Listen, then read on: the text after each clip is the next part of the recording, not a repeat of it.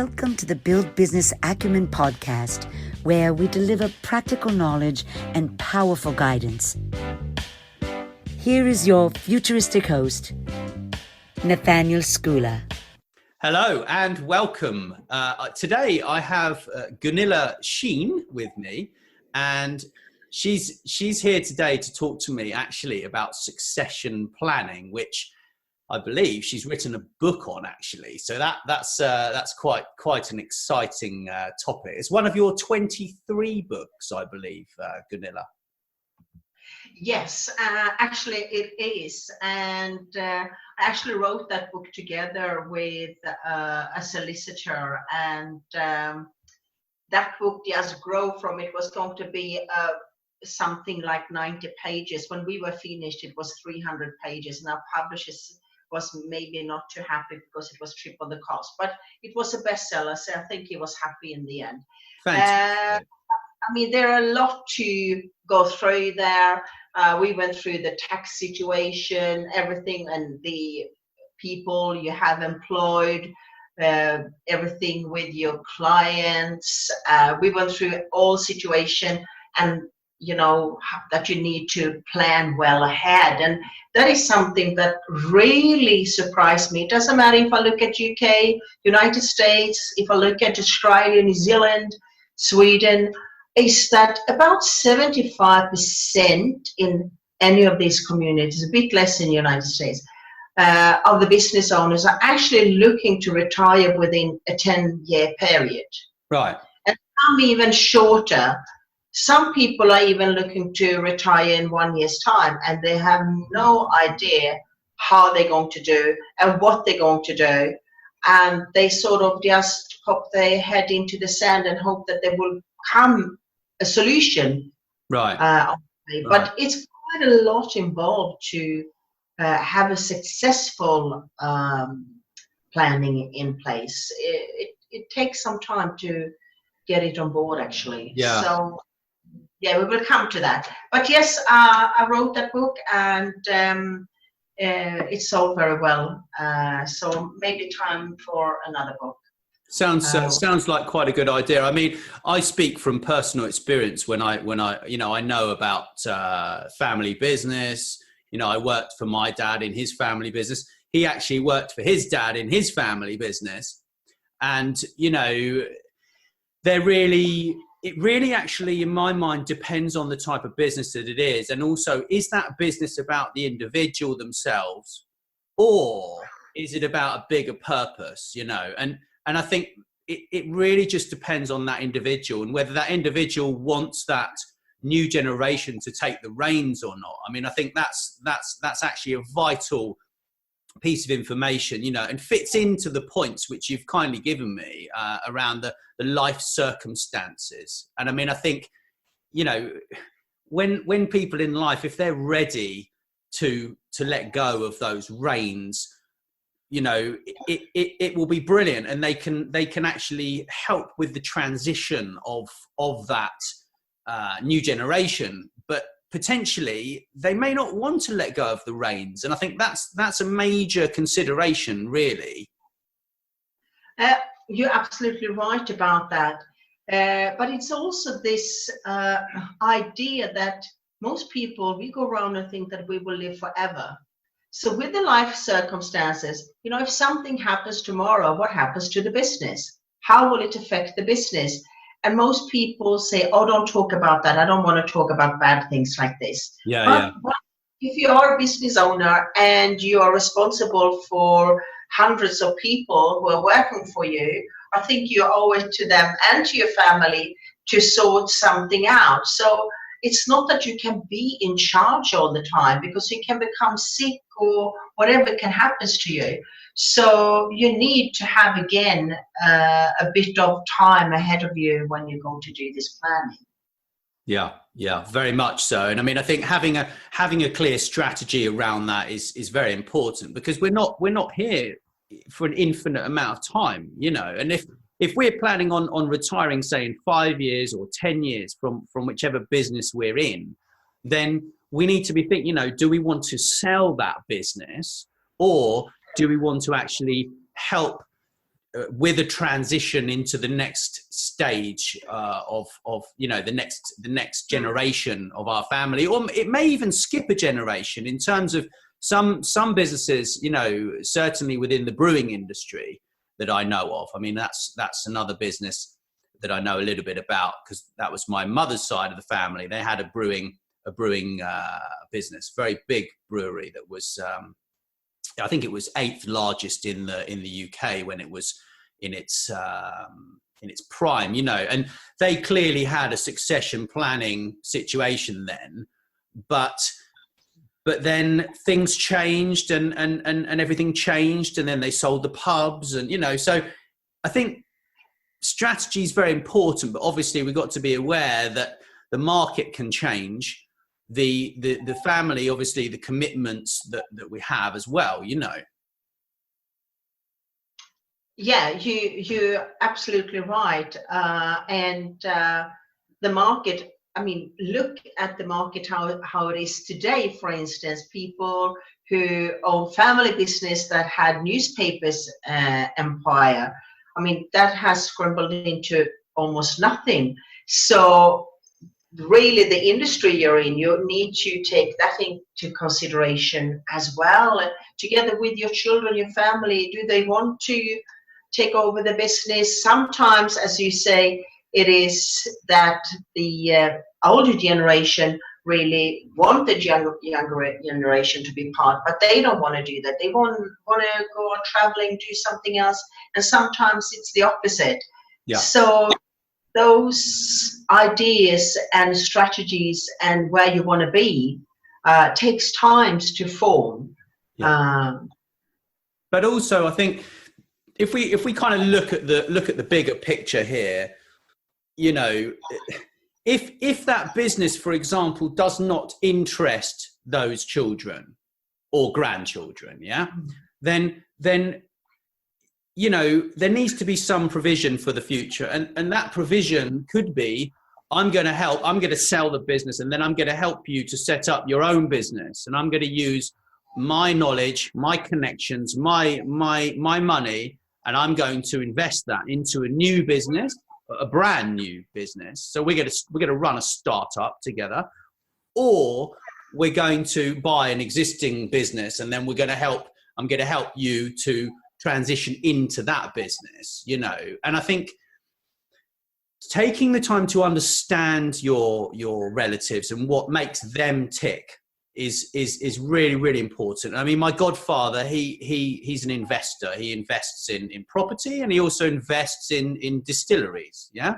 So, and anything really connected to those kind of two different things. But if one of his 5 children turned around and said, well, look, Daddy, I'm interested in this, business skills don't change that much at the end of the day. It's just a different industry. It's like you need your cash flows, you need your marketing plan, you need your brand plan, and you need your, all the other bits and pieces, right? Nothing really is that different. It's just a different market, right? Mm. Yeah, absolutely. And I think as well, when you have been in a family that's had businesses, like I've been myself, coming from that situation like you. And, when I grew up, it wasn't like the question, like, what are you going to become when you are an adult? It was, what kind of business are you going to run when you are an adult? Exactly. And you can understand the disappointment in my parents and everybody when I turn around and become employed in the largest daily paper in Scandinavia. Employed. How can you become employed? What's really, that was really the thing. It took me a week before I dared to say anything. But anyway, so I think that when you have grown up in that kind of families on both sides, you have also that mindset about risks and everything in your life. It affects absolutely everything. And later down the track, I have sort of come into the family situation of having my own business as well. So, but I didn't have it from the beginning. But what I was going to say is that if it is a larger business, there's so many complex factors, and there's so many people involved. You have the accountants, you have the solicitor, you have the marketing people, the HR people, and sometimes you have arguments and fights in a family about how you're going to solve that. So sometimes you need to bring in even a counselor, because everybody needs to be happy when this is done. Yeah. So it's really important, I think, for first and foremost for the older generation, that what are their goals? What do they want to have out of it? Because the truth is that they may just have 20 years more on average to live, or even less. So they need to get what they really are aiming for. And also, it might be their reward for 40 years of work that now is going to come out. So, and as well for the younger generation, would they really want to take it over? But in some cases, there's been that the company, if it's successful, they've taken the opportunity to be publicly listed. Yeah, I've seen that too on many occasions. So there are all sorts of ways that you can go about it. You can merge with another business, and they maybe take over the leadership. So there are all sorts of scenarios that can come to play. But whatever you decide, you need to have the horizon of 3 years in front of you when you're going to do it. Right. So sorry to stop you there. Yeah. There's a lot of information that you've just sort of shared there, but I think, so let's step back a little bit and look down upon the business from a strategic level and a knowledge gap. Okay, because there are going to be some massive knowledge gaps within that, depending upon how old those children or grandchildren are. Okay, so for example, there may be an 18-year-old young adult who is leaving school, who needs to go and learn some more skills before he or she joins that business. Or there may be some older children or grandchildren who have left university and have actually got some really good skills, really good ideas to bring into that business. But they also have a gap between, a skill gap. And that goes for the people who are maybe perhaps a bit older in their 30s or even 40s, for example. But they also have a skill gap, and they have a relationship gap, because if they've never been within the business and then they are brought into the business from the outside, there is a kind of resentment also from employees. Oh, look, he's come in, he's a family member. And there's this kind of, what do you call it? Jealousy, which can actually harm the business a great deal, actually. And being the boss's son or the boss's daughter or whatever is a very difficult position to be in. I know many people who are in this position, and it's very, very difficult for them, but it's also difficult for the staff, because they don't know what they can tell them. They don't know what they can't tell them. And they don't know if they're wet behind the ears, which is a phrase that we use. So if they're a bit thick, or they don't know anything about the business. And there are these problems that actually come from that, really. And I mean, I think it all goes back to what sort of a legacy does the owner of the business want to leave? That's the first thing. Does that person have a personal brand, which, everyone has one, whether they like it or not. And if that personal brand is very visible on the outside of the business, so then how do you merge that personal brand with the brand of the new school, if you like, and then build those two together with a fresh idea of how the business is going to, move into the next quarter and into the next 5 years, 10 years, 20 years for longevity. Really. I got cut off. Sorry about that. Yes. Yeah. I don't know what happened. It's okay. I'm still recording. So So you just have to take away that bit. Well, it might have just paused and then has started again. So not to worry. Okay. But can you just remember to read the headlines now and then, because I feel a bit lost now and then when you haven't said the head. So when it comes to the brand of the individual, I mean, my grandfather, he was a great leader in business in the States within his niche, and on his gravestone, he was called Nathan, actually. On his gravestone, they said that he was charitable, devout, energetic, and he was a civic leader, beloved husband, and father. Right.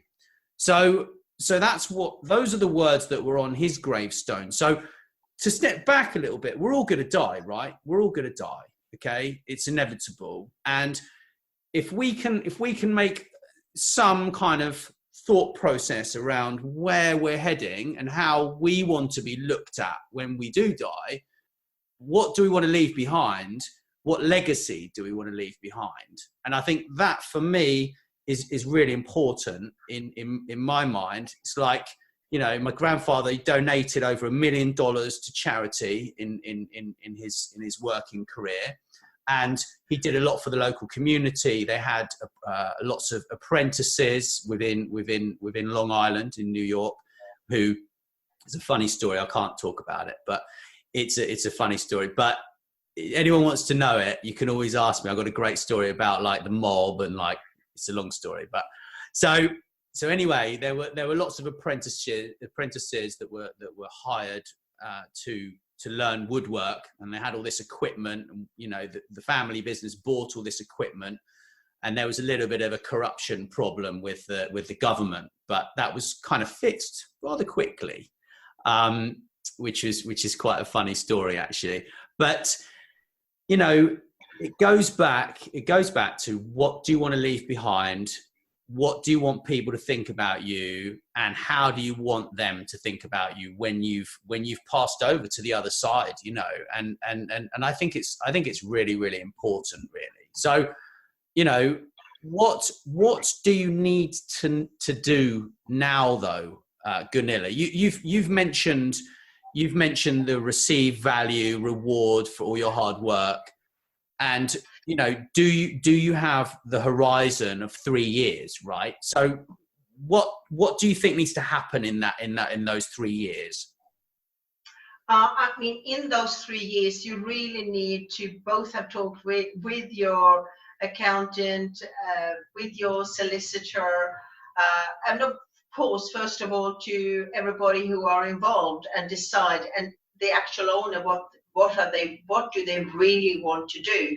Once you know what you want to do, then you just need to start to tick off the list. But the problem is often what you want to do, because you have maybe to take into consideration other family members. Maybe that person has a brother who is also is a passive owner or something. So there are many things that needs to be looked at. But first of all, your accountant, you need to talk to your solicitor. You need also to go through your staff, key personnel, and your clients, because you need to tick all your boxes, everything where you're vulnerable, because taking over a business from the other generation is very, very vulnerable time in a business life. And that can also be, for instance, and you can look at big businesses, you can look at Steve Jobs. Everybody were really worried what is going to happen now when he's not around. Everyone was really worried with IKEA. What is going to happen now when the founder is not there? Will the 3 sons manage? Of course they will manage, because they've been brought up the whole their life to take over. Yeah. So you need to have your to-do list, and I have that in my books, you know, long to-do list that you need to tick off really about what you want to do and how you're going to handle things, and goodwill, and all of those systems that you have in place as well. So there are a lot of things that you need to take into consideration. And I can sit here in half an hour and just talk about the different things, but I will have it up on my webpage later as well, where what you need to do. And of course, then people are always welcome to talk to me as well about what they need to do, because that is the thing.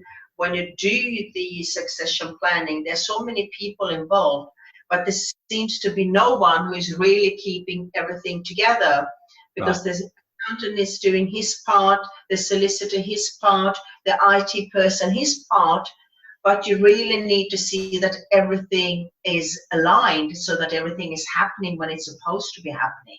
Right. So, and that is, for instance, what I'm doing myself, to be a project leader, keep all of these people that they are working against the timeline that is decided. Right.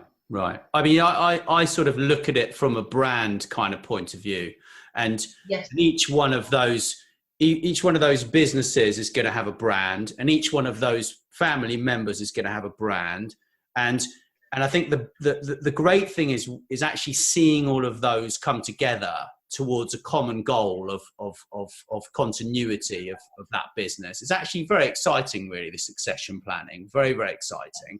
But, you know, in essence, it all depends on the enthusiasm of those family members for that new business or old business, depending on, you know, how it's progressing and what's going to happen in the next year, 2 years, 5 years down the line, really. So I think it's certainly a very exciting time. And, you know, it's something that we can certainly help with, I believe, together, because, you know, you obviously will help manage all of that process, and together we can kind of pull together some assistance for the business owners, right?